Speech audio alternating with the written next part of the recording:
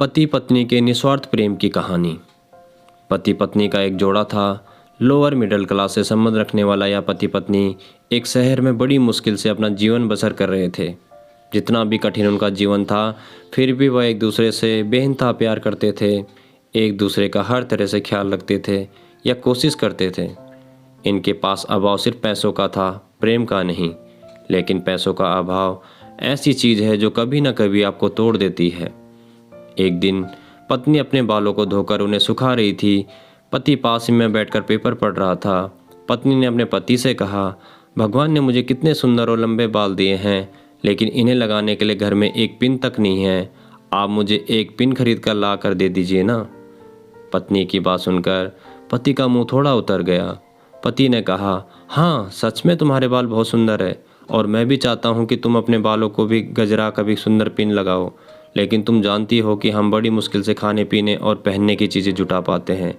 देखो, मेरी घड़ी की बेल्ट पिछले 2 महीनों से आधी टूट चुकी है, पर मैं इसे बदला नहीं पा रहा हूँ। लेकिन तुम निराश मत होना, मैं ज़रूर कुछ उपाय करके तुम्हारे लिए सुंदर पिन लेकर आऊँगा। आखिर तुम रोज़ रोज़ थोड़ी ही मुझे कुछ मांगती हो। उस रोज़ रात को पति और पत्नी दोनों को बड़ी देर से नींद नहीं आई। पति यह सोचता रहा कि कैसे अपनी पत्नी की ख्वाहिश पूरी की जाए, और पत्नी ये सोचती रही कि क्यों ना उसके बेवजह ही पति को परेशान कर दिया। अगले दिन पति जब अपने काम से घर वापस आ रहा था, तब उसकी नज़र घड़ी की दुकान पर पड़ी। वो घड़ी की दुकान में गया और अपनी बेल्ट टूटी हुई घड़ी बनवाने के बजाय बेच दी, और उसके जो भी पैसे मिले उनसे अपनी पत्नी के लिए बहुत सुंदर सी पिन खरीद ली।